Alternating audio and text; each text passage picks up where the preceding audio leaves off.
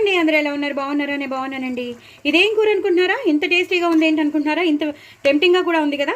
ఏమీ లేదండి, తోటకూర ఫ్రై అనుకోండి. తోటకూర కూర మనం ఎలా చేసుకున్నాం, అది ఫ్రై అయినా సరే కూర అయినా సరే కూర అయిపోతుంది, ఫ్రై లాగే అనిపిస్తుంది. సో చాలా చాలా టేస్టీగా ఉండే బఠానీలు వేసి చక్కగా అల్లం వెల్లుల్లి పచ్చిమిర్చి జీలకర్ర ఉల్లిపాయలు ఆ మసాలాతో చేసిన కూర అండి. అదిరిపోయింది కూర మాత్రం. సూపర్ ఉంటుంది. పుల్కాలోకి బాగుంటుంది, చపాతీలోకి బాగుంటుంది, వేడి అన్నంలో అయితే ఇంకా చెప్పక్కర్లేదు. ఒకసారి కాదు, 2 సార్లు కాదు, 3 సార్లైనా తినేస్తాం, అంత టేస్టీగా ఉంటుంది. కాబట్టి వెల్లుల్లిపాయ పెట్టుకున్నానండి చక్కగా. చాలా చాలా టేస్టీగా ఉంటుందండి. నాకైతే తోటకూర కూర చాలా ఇష్టం. ఎన్నిసార్లు పెట్టినా తింటాను. ఆ వెల్లుల్లిపాయ పోపు మాత్రం కంపల్సరీ ఉండాలి.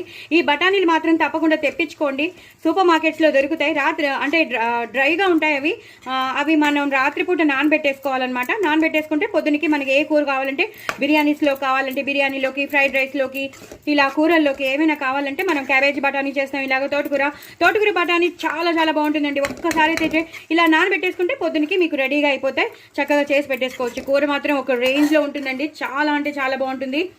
నేను ఇంకా చెప్పలేను, పొగడాలంటే కూడా నాకు ఏమనాలో. మా ఇంట్లో అందరికీ ఇష్టం.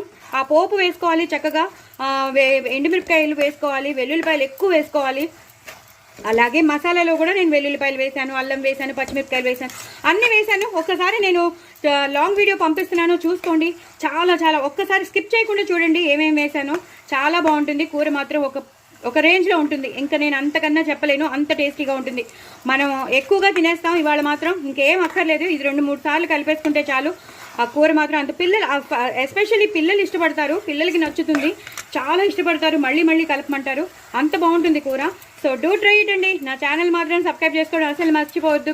పెద్దవాళ్ళు కూడా ఇష్టపడతారు. రాత్రిపూట వాళ్ళు చపాతీలు తింటారు కదా, ఆ చపాతీలో ఈ కూర వేసి ఇచ్చేసేయండి, అదిరిపోతుంది. అలాగే మీరు కూడా చపాతీలో తినేటప్పుడు తినేసేయండి. ఇటు ఆకుకూరలో ఉన్న విటమిన్ ఏ వచ్చేస్తుంది, యాంటీ ఆక్సిడెంట్స్ వస్తాయి. అలాగే బఠానీలో ఉన్న ప్రోటీన్ కూడా మనకు వచ్చేస్తుంది. అంత టేస్టీ అయిన తోటకూర బఠానీ. సో డూ ట్రై ఇట్ అండి. నా ఛానల్ మాత్రం సబ్స్క్రైబ్ చేసుకోవడం అసలు మర్చిపోవద్దు. వెరీ టేస్టీ తోటకూర బఠానీ అండి. బాయ్ అండి.